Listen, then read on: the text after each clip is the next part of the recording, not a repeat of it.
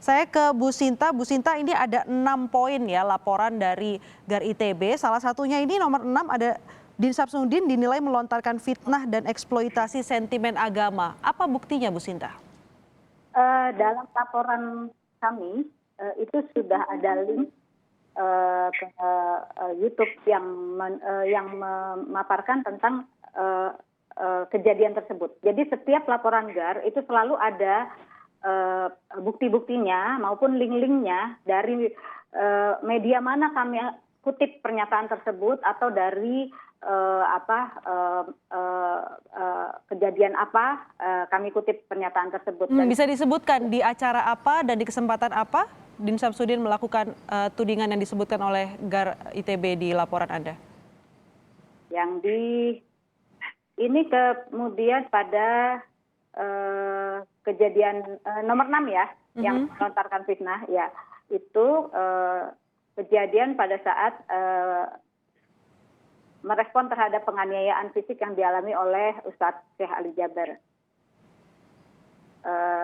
Pada hari yang sama, ini saya bacakan ya dari laporan GAR, jadi saya nggak mau bicara dari saya sendiri, ini pure dari laporan GAR, bahwa terlapor pada hari yang sama langsung menyatakan penilaiannya bahwa tindakan tersebut merupakan bentuk kriminalisasi terhadap ulama dan kejahatan berencana terhadap agama dan keberagamaan.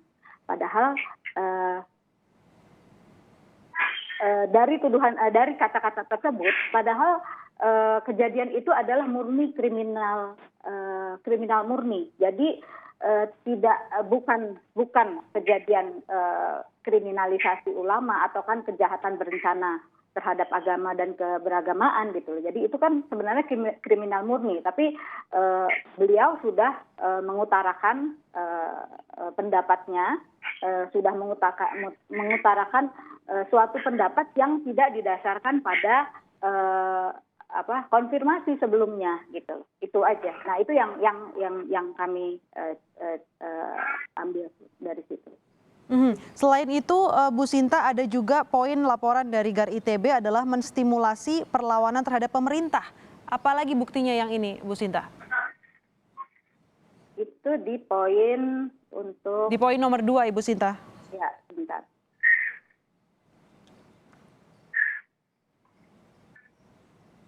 Di poin nomor 2 itu kami menyoroti kegiatan webinar. Waktu itu yang dihadiri oleh Pak Din Samsudin, itu webinar menyoal kebebasan berpendapat dan konstitusionalitas pemakzulan presiden di era pandemi COVID-19.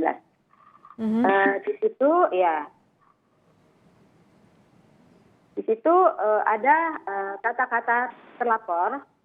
Saya cantumkan ini dari laporan GAR ITB, itu ada di alinea kedua sebelum terakhir.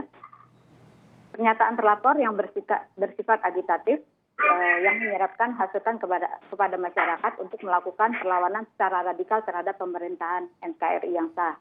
Jadi pernyataannya adalah kita keluar karena rakyat memberontak, karena rakyat melakukan aksi-aksi terutama sebagai amar ma'ruf dan nahi munkar. Agitasi ini menurut kami adalah pelanggaran atas nilai dasar yang menjadi landasan prinsip bagi setiap pegawai ASN. Jadi karena kata-katanya tersebut, maka kami menganggap bahwa itu bertentangan nilai-nilai yang harus dianut oleh ASN. Bertentangan dengan nilai-nilai yang harus dijalankan oleh seorang ASN. Pak Razikin, laporan yang dibuat adalah dugaan pelanggaran ASN. Tidak ada unsur radikalisme di dalam laporan itu menurut GAR ITB. Tanggapan Anda? Ya, saya kira begini, persoalan undang-undang ASN itu, saya kira Pak Din paham lah itu standar yang dia lakukan sampai pada titik dia harus melanggar undang-undang itu, saya kira Pak Din paham. Apa yang dilakukan Pak Din itu murni itu sikap kritis yang selama ini memang dilakukan oleh kelompok masyarakat atau disebut dengan civil society. Saya kira pemerintah juga tidak terlalu reaktif merespon apa yang dilakukan oleh Pak Din waktu itu.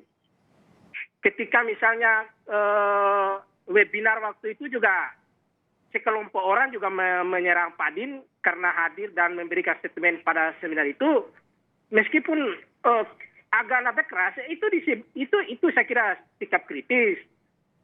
Dalam demokrasi kritisisme itu penting, pemerintah juga membuka ruang itu. Ya kan, jadi jangan kelompok masyarakat sipil juga saling melapor karena kritis terhadap pemerintah. Sementara pemerintah sendiri biasa-biasa aja gitu. Saya kira Presiden Jokowi hari ini sangat terbuka, membuka diri untuk dikritik, dan Presiden sudah memulai untuk membangun demokrasi secara radikal. Jadi menurut mengakomodir pihak yang kritis, memberikan ruang bagi kritisme, tidak ada soal saya kira. Jadi menurut Anda, Pak Razikin, laporan GAR ITB ini betul tidak ada radikalismenya atau Anda tetap menuding bahwa ada unsur radikalisme yang ditudingkan kepada Pak Din?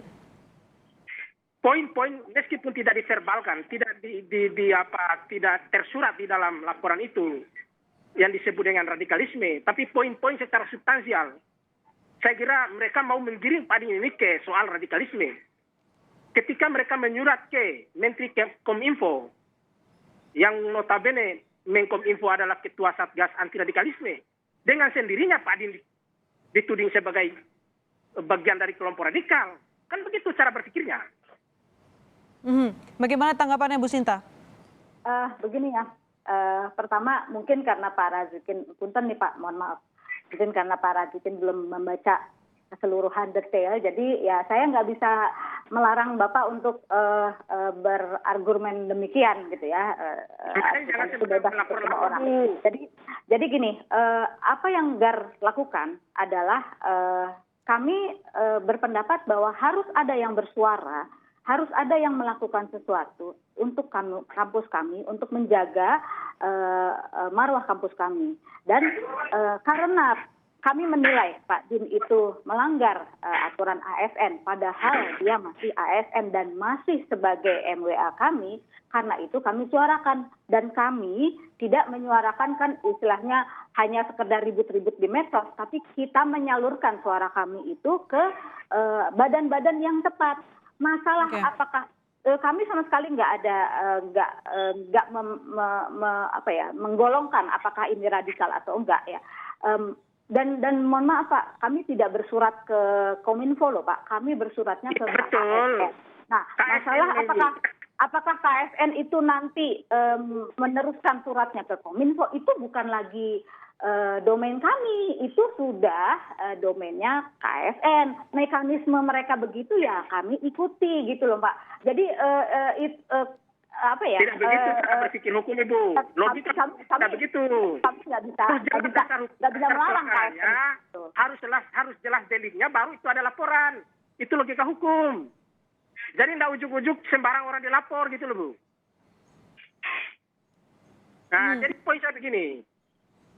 Ada hal yang jauh lebih besar daripada persoalan itu. Saya kira Pak Din hadir di ITB. Kita juga ini alumni dari salah satu universitas juga Bu. Jadi kita pahamlah ini.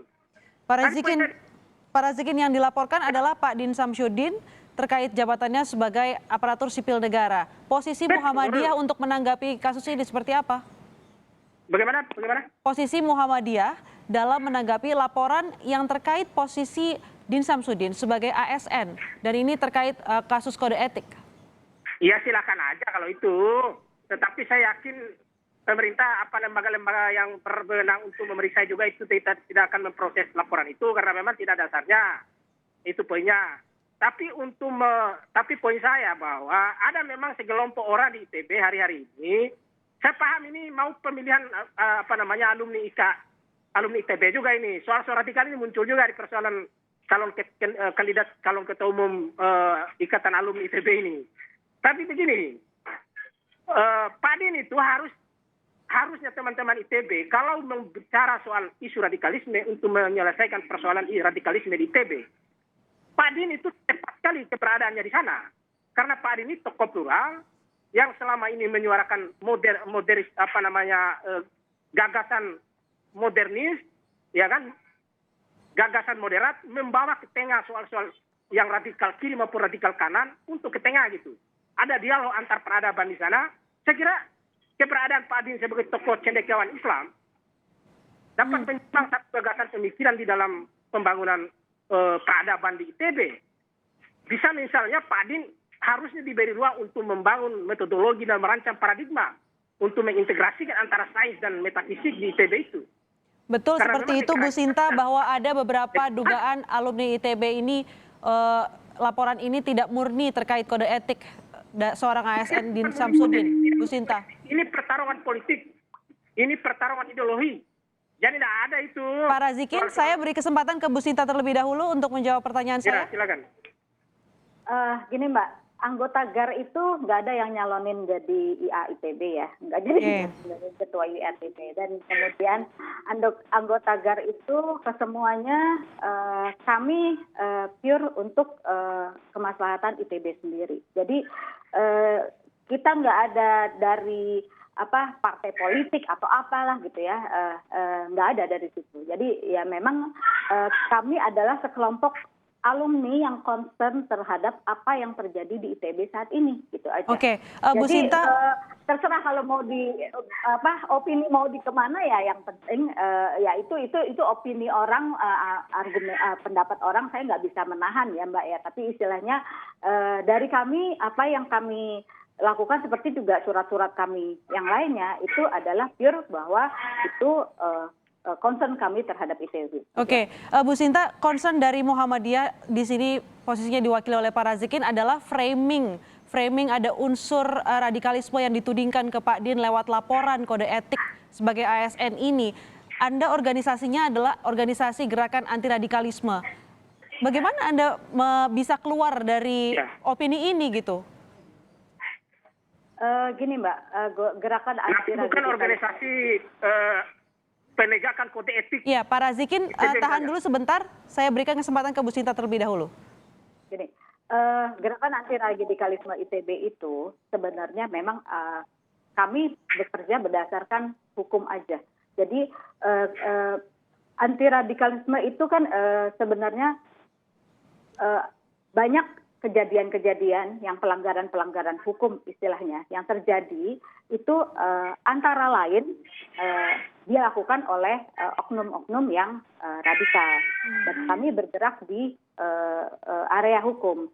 Tapi juga kami tidak menutup kemungkinan bahwa ini hanya istilahnya menyasar oknum-oknum radikal aja. Jadi kami istilahnya ingin membangun ITB yang bersih gitu. Yang kita mendudukan ITB pada porsinya yang benar. Oke. Itu sebenarnya intinya yang ingin kami capai. Oke. Jadi tidak hanya ke Pak Din Samsudin aja, kami juga ada beberapa yang yang kami berikan surat yang dimana itu adalah kami berusaha mendudukan sesuatu itu pada porsinya yang benar. Itu intinya seperti itu. Oke, baik. Pak Razikin, terakhir apa yang akan dilakukan PP Muhammadiyah meski ini laporan terkait posisi Pak Din Samsudin sebagai ASN pelanggaran kode etik, tapi apa yang dilakukan oleh Muhammadiyah nanti menanggapi laporan ini? Ya, kami tentu akan mempertimbangkan kami sekarang sedang melakukan pengumpulan berkas, menganalisa apa menjadi poin-poin yang dilaporkan oleh GAR ITB, soal nanti apa langkah-langkah yang kemudian kami ambil, tentu nanti akan ada kejutan-kejutan. Tapi ada kejutan-kejutan? Ya. Apakah itu artinya langkah hukum, Pak Razikin? Ya, langkah hukum itu sebenarnya kami tidak ingin masuk dari soal teknikalitas soal hukum ini. Oke.